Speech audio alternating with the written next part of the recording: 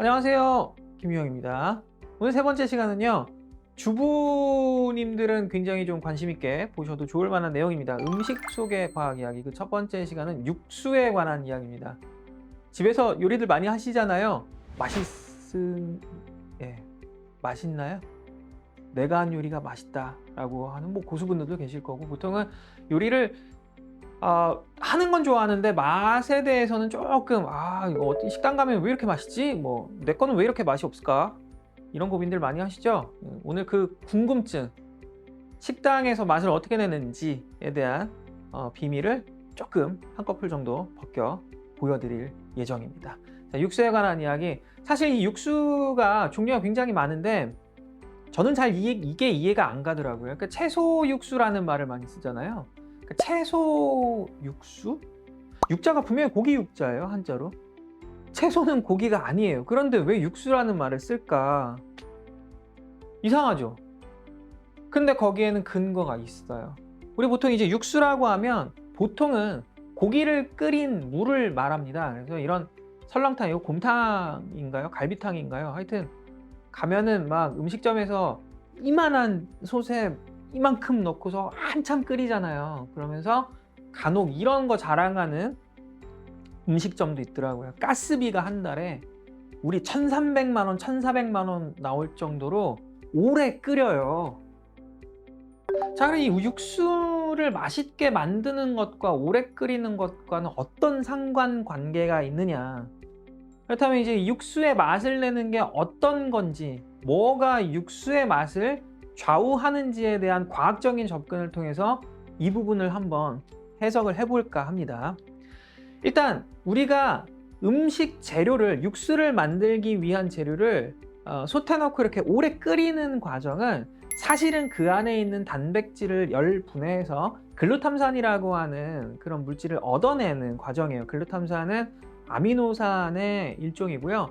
이 글루탐산은 사실 고기 단백질로 따졌을 때는 거의 한 20% 정도를 차지할 정도로 비중을 굉장히 많이 포함되어 있는 아미노산의 종류 중 하나입니다. 이게 왜 그런 말 들어본 적이 있으실 거예요. 주부구단 같은 경우에는 다시마 육수 같은 거 낼 때 보통 우리 다시마나 이런 거 보면 물에 한번 씻어서, 보통은 음식 재료를 씻어서 이렇게 끓이잖아요. 다시마 그냥 넣어야 된다고, 씻으면 안 된다고 이 얘기를 할 텐데 그게 근거가 있어요. 왜 그러냐면 다시마 겉 표면에 붙어있는 그 말랐을 때 하얗게 남아있는 분말이 이걸 포함을 하고 있어서 그래요. 그래서 말린 다시마는 그대로 씻지 않고 육수를 냈을 때 훨씬 더 감칠맛이 진하게 우러나온다. 과학적인 근거가 있습니다. 네. 그리고 이 글루탐산은 보통 이제 단백질에서부터 분리돼서 나오는, 분해돼서 나오는 거예요. 그래서 그런 거를 우리가 말이 좀 어려운데 그냥 단백질 분리되면 글루탐산 형태로 분해돼서 뽀개져서 이렇게 막 있는 거예요. 이게 식물에도 있어요. 심지어 식물에는 이런 유리글루탐산, 이 글루탐산, 분해된 이 글루탐산이 고기보다도 많아요. 분리된 형태로 존재하는 게. 그런데 총량을 봤을 때는 고기보다는 좀 적죠. 그러니까 이게 채소 육수를 만들어낸다, 음식에 채소를 가지고 감칠맛을 낸다, 충분히 과학적으로 근거가 있는 거고요. 또 하나는 채소로 맛을 내는 게 훨씬 더 유리합니다. 훨씬 더 맛을 살리기가 좋아요. 다만 전체적인 이 글루탐산의 양이 작기 때문에 양을 좀 많이 써야 되는 그런 점이 고기를 썼을 때와는 조금 차이점이 되겠죠. 자, 이런 글루탐산을 많이 포함하고 있는, 내가 많이 얻을 수 있는 채소 재료 중에는요, 기억해 두세요.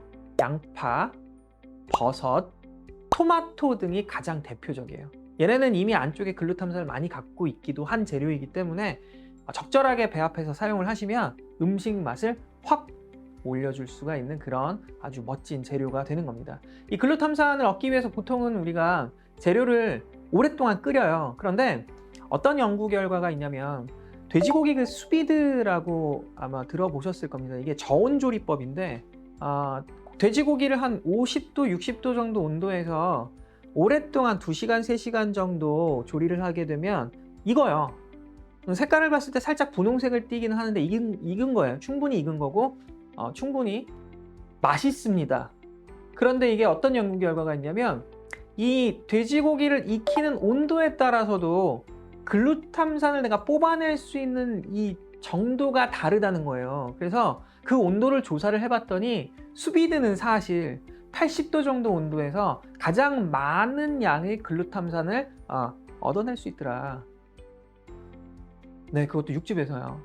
그러니까 이런 게 과학인 거예요. 그러니까 재료를 끓여서 육수를 진하게 우려내고 싶다. 이게 오래 끓인다, 센 불로 강하게 오래 끓여낸다가 방법이 다는 아니다라는 거죠. 예, 여러 가지 식재료들의 종류에 따라서 다 각기 조리하는 방식에 따라서 국물 맛이 크게 이렇게 좌우될 수도 있다라는 게 연구 결과가 되는 겁니다.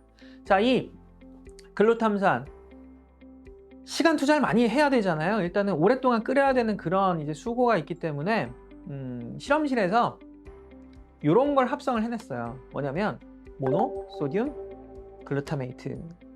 이게 뭐냐? 약자로 MSG라고 하고요. 보통은 우리 그 식품들 뒤에 이렇게 딱 보면 뭐라고 써 있냐면 L-글루탐산 나트륨이라고 써 있어요. 자, 얘는 정체가 뭐냐? MSG요.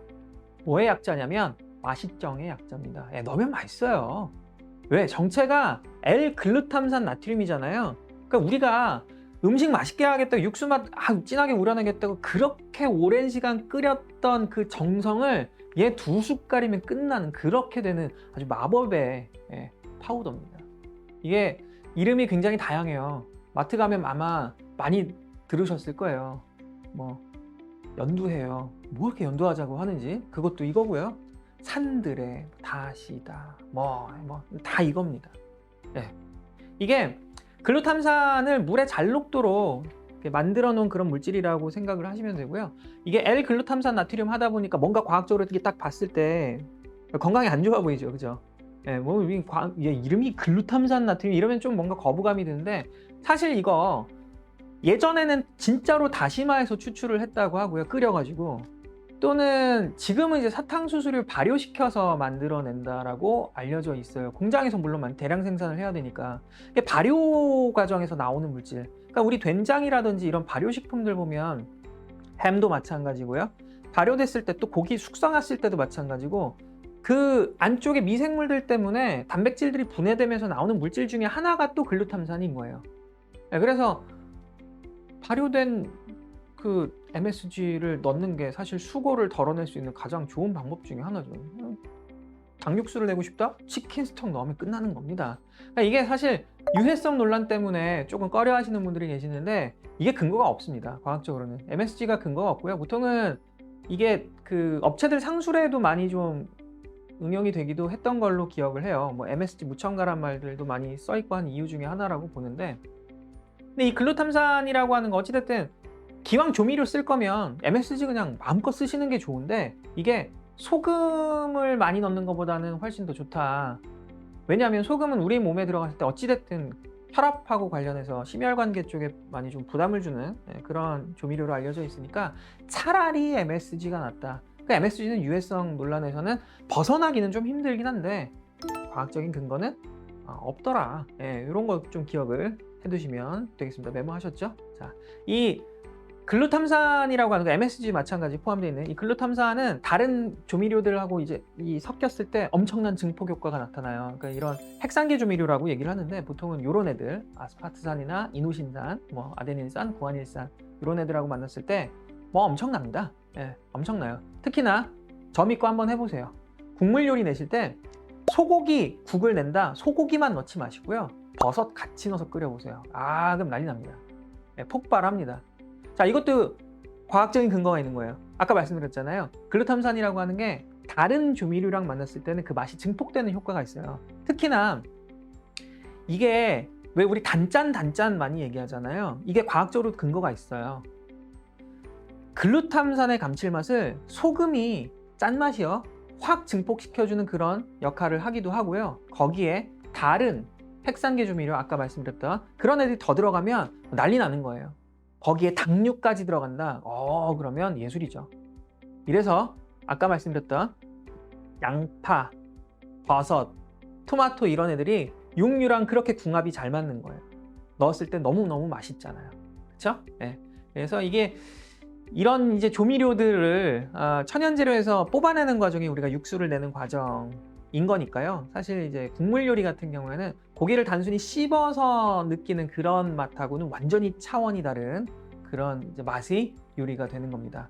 이런 엄청난 국물 요리를 혹시 해장하는 데만 사용하고 계신 건 아닌지 또 반성을 해볼 필요가 좀 있겠습니다. 자, 여기까지 해서 음식 속 과학 이야기 1편, 육수편 마무리하고요. 다음 편으로 또 이어가 보도록 하겠습니다. 감사합니다.